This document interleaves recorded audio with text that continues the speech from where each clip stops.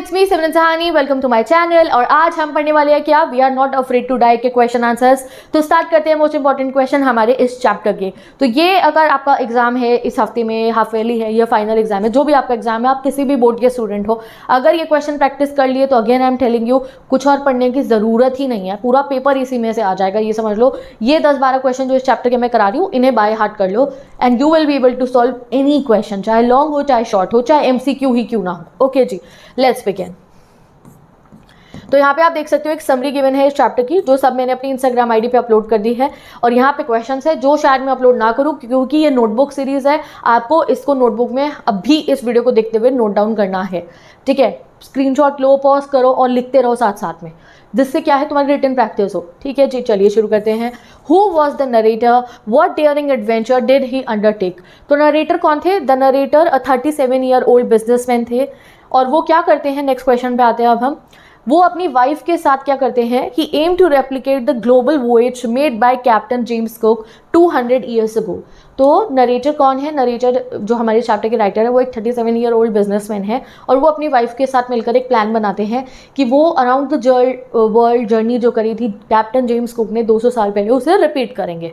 यानी कि समुद्री यात्रा करेंगे, जिसमें वो पूरे देश दुनियाओं का चक्कर लगाने वाले हैं और वो रूट को फॉलो करेंगे जो कैप्टन जेम्स कुक ने फॉलो करा था 200 साल पहले। दे acquired a specially design and professionally build large boat for this journey. और इस जर्नी के लिए उन्होंने बहुत बढ़िया सी एक बोट बनवाई थी, जिसका नाम अगर पता हो तो कमेंट कर सकते हो।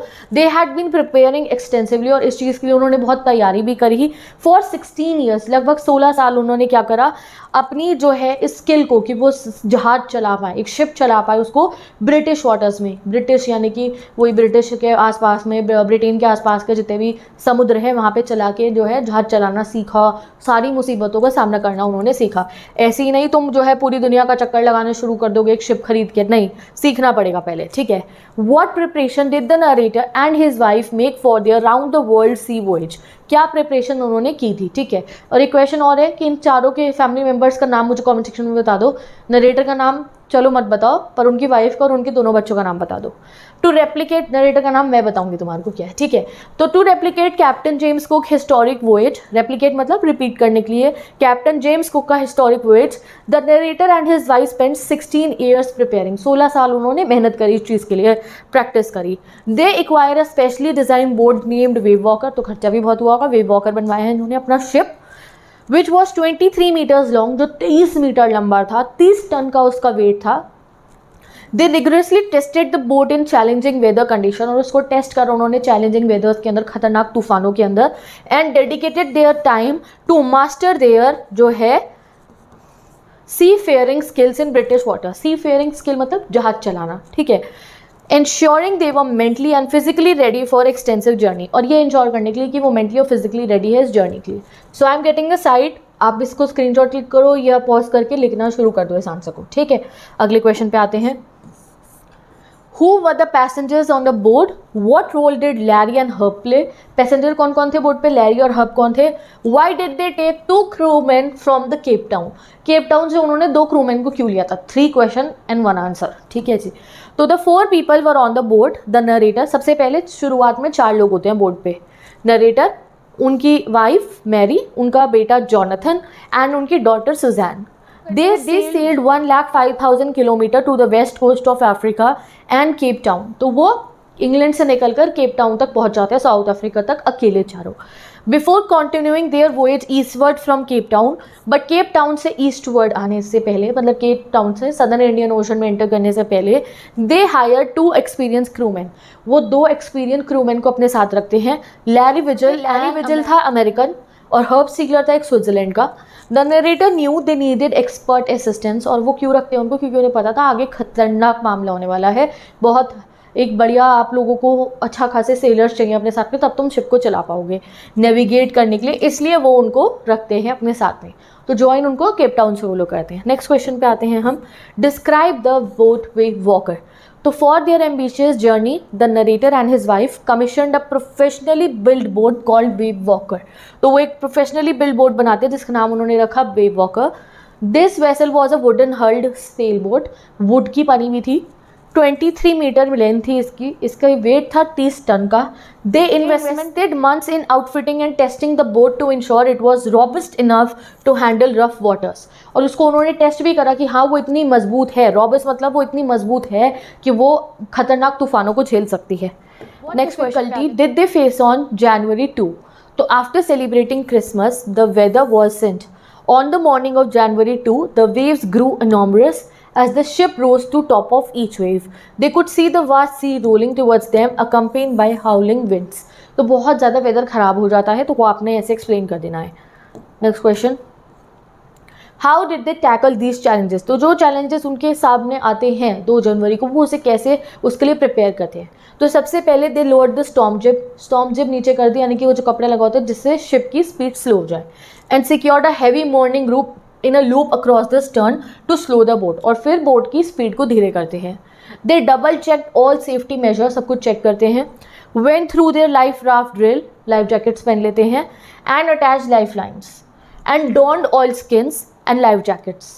Larry and Herb tirelessly pumped out water. और उनके जब शिप के अंदर एक होल हो गया था और पानी अंदर आ रहा था, होल का बहुत ही नुकसान हो गया था, टूट गया था शिप उनका काफ़ी ज़्यादा, तो जो पानी अंदर आ रहा था उसको पंप आउट कर रहे थे लैरी और हर्ब जो है वाटर पंप से, कि भाई अगर शिप में पानी भर गया तो डूब ही जाओगे। How did the voyagers celebrate their Christmas and where? तो ये क्वेश्चन है, सेलिब्रेट क्रिसमस 2 जनवरी से पहले जो क्रिसमस आया था उसको उन्होंने कैसे सेलिब्रेट करा? तो on Christmas the voyagers were situated 3500 kilometres east of Cape Town, पर वो थे क्रिसमस वाले दिन पे, in the southern Indian ocean. Despite the rough seas, क्योंकि सदर्न इंडियन ओशन में थे तो भाई क्रिसमस वाले दिन भी काफ़ी गंदा वेदर था, but they celebrated Christmas with carols, but फिर भी अच्छा खासा उन्होंने क्रिसमस सेलिब्रेट करा। डेकोरेटेड क्रिसमस ट्री भी सजाया, making the best of this situation amid is the challenging situation. तो चैलेंजिंग सिचुएशन के बीच में भी उन्होंने काफ़ी अच्छा क्रिसमस सेलिब्रेट करा। How was the weather on the morning of 2 January? 2 जनवरी की सुबह वेदर कैसा था? तो weather on January 2 was particularly harsh. The waves were enormous मतलब बहुत बड़ी बड़ी वेव्स थी। And the conditions remain severe, और कंडीशन और सीवियर हो रही थी। The crew sailed with only a small storm zip, वो बहुत छोटी जिप पे चल रहे थे क्योंकि उन्हें स्पीड धीरे रखनी थी। And the sight of the vast rolling sea was intimidating, और उनको अपने सामने पूरा का पूरा जो समुद्र था वो ऊपर गिरता हुआ दिख रहा था अपने। द हाउलिंग विंड्स, जो आवाज़ आ रही थी विंड की, एडेड टू द पीरियस सिचुएशन, और वो और ज़्यादा खतरनाक हो रहा था। What attempts narrator make to protect himself and his family from the huge waves? वो क्या करते हैं अपने को और अपनी फैमिली को वेव से बचाने के लिए? To safeguard against the massive waves on 2 January, the narrator decided to reduce the boat speed. सबसे पहले वो बोट की स्पीड कम करते हैं। They dropped the jib, secured a heavy morning group across the stern and double lash all equipment. फिर वो jackets वगैरह पहन लेते हैं और रेडी हो जाते हैं वर्स्ट सिनेरियो के लिए, ठीक है। Next question, how did the narrator return to the ship after being thrown overboard? Overboard मतलब शिप से बाहर। तो आपको याद होगा कि उन्हें धक्का लगता है और वो शिप से बाहर जाके गिर जाते हैं, तो भाई वापस कैसे आते हैं शिप में? तो the narrator had suddenly emerge from the water, तो जब वो शिप से बाहर गिर जाते हैं पानी में तो पहले डूब रहे होते हैं, बट एकदम से उनका सर पानी से बाहर आता है। And he saw wave walker nearly overturn, और वो शिप के बाहर थे और सामने उन्हें वेव वॉकर दिख रहा था पलटा हुआ बिल्कुल। A wave then right handed, और फिर एक वेव आती है और उसको सीधा कर देती है। And allowing him to grab the guard rails and toss back on to the deck, और फिर वो क्या करते हैं, रस्सियाँ पकड़ के वापस वो अपने शिप के डेक, शिप के फ्लोर पे मतलब कूद जाते हैं, ठीक है। चलो next question, how did they manage to remove water from the ship? जो वाटर शिप के अंदर आ रहा था उसको कैसे रिमूव करते हैं? तो with Mary at the wheel, तो उनकी वाइफ जो है व्हील पर रहती हैं, वो शिप को चलाती हैं। The narrator crawled into children's cabin, narrator children के केबिन में जाते हैं। रिट्रीव्ड अ हैमर, वहाँ से एक हथौड़ी लेते हैं। स्क्रूज लेते हैं। कैनवस यानी कि कपड़ा लेते हैं, वाटरप्रूफ कपड़ा जो होता है, और उसको वो कहाँ पे लगाते हैं, जहाँ जहाँ से शिप टूट गया था उसके ऊपर। With Herb and Larry's help he manage to pump out the water, और साथ ही के साथ में वाटर को बाहर निकालते हैं हर्ब और लैरी की मदद से। What difficulties did they face that night? तो उस रात उन्हें क्या क्या डिफिकल्टी फेस करनी पड़ी थी? तो the night was extremely cold, सबसे पहले तो बहुत ज़्यादा ठंड थी, वो बहुत बिजी थे पानी बाहर निकालने में शिप में। एक जना शिप चला रहा था, बाकी वो रेडियो चेक कर रहे थे, रेडियो नहीं चल रहा था और वो बिल्कुल अकेले पड़ चुके थे। I had no time to worry about bumped head says the narrator, वो कहते हैं मेरे पास बिल्कुल टाइम नहीं था कि मैं सूजे हुए सरों के बारे में ध्यान दूँ, यानी कि उनका जो बेटी को सर पे चोट लगी थी उनको उसके पे ध्यान देने का समय नहीं था। What problem do you think deserve his immediate attention? तो ऐसी कौन सी प्रॉब्लम थी जिसको उन्होंने देखना था कि वो अपनी बच्ची की लगी हुई इतनी गहरी चोट पे भी ध्यान नहीं दे रहे थे? तो वो प्रॉब्लम क्या थी? तो narrator needed to focus on repairing the starboard side of the boat. तो प्रॉब्लम ये थी कि जो शिप का स्टारबोर्ड साइड होता है वो बहुत सीवियरली डैमेज हो गया था, टूटने ही वाला था बिल्कुल। अब वो टूट गया तो भैया 4-6 जने मर जाने थे, पानी भर जाता, शिप डूब जाता था। तो उन्होंने राजा दिन की वो समय अपनी बेटी की जो है चोट को देखते, वो भी बहुत गहरी थी, उन्हें पता था कि अगर सबको बचाना है तो पहले शिप को ठीक करना होगा। तो इसलिए वो इस क्रिटिकल सिचुएशन में भी पहले जाके शिप को ठीक करते हैं। ठीक है, What injuries did Sue sustain and what do they reveal about her? क्या इंजरी होती है सू को? सू मतलब सुजैन जो उनकी बेटी थी, और वो उसके बारे में क्या एक्सप्लेन करता है, और साथ ही के साथ में वो अपने फादर को उस समय पे क्यों नहीं बताती है जब उसको पता चलता है उसके फादर को कि उसके हाथ पे भी एक कट लग चुका था और वो नहीं बताया उसने उस समय पे। तो Sue sustain severe injuries including a swollen head and a deep cut on her arm. तो पहले तो सर पे तो इतनी चोट लगी थी कि पूरा फूल गया था सर, पूरी सर्जरी होती है उसके बाद में, और उसके आर्म पर एक गहरा कट था। तो when her father inquired why she hadn't complained earlier, जब फादर पूछते पहले क्यों नहीं बताया बेटा, she explained that she didn't want to add to their worries while they were focused on preventing the boat from sinking। तो वो कहते हैं कि आप जब सब हमको बचा रहे थे तो इसलिए मैंने उस समय आपको टेंशन नहीं दी। ऐसे होते हैं देखो बच्चे, कि उसको इतनी टेंशन थी कि हाँ मुझे इस समय अपने पापा को परेशान नहीं करना है। What happened on the morning of 3rd January? 3rd जनवरी की सुबह क्या होता है? तो by 3rd January they had managed to pump out most of the water and regain control। तो अब बहुत सारा पानी वो शिप से बाहर निकाल चुके थे और सब कुछ कंट्रोल में था। But they discovered significant damage to boat's main rib frames. But boat जो थी वो बहुत डैमेज हो चुकी, बहुत ज़्यादा नहीं चल सकता था। Recognizing that Wavewalker might not endure the journey to Australia. अब उन्हें ऑस्ट्रेलिया तक जाना था, थे वो सदर्न इंडियन ओशन में ही अभी, तो उन्हें लगता है कि भाई अब हम यहाँ पे तो आगे की जर्नी अपनी कंटिन्यू नहीं कर सकते हैं। तो the narrator calculated their position, तो इसलिए वो अपनी कैलकुलेट करते हैं पोजीशन को, एंड वो एम करते हैं कि वो बीच में ही कहीं रुक जाएंगे, और उन्हें पता चलता है कि उनके आसपास में 2 स्मॉल आइलैंड्स हैं और वो ये सोचते हैं कि अब इन आइलैंड्स पे जाके वो रुक जाएंगे। But our respite was short lived, why does the narrator say this?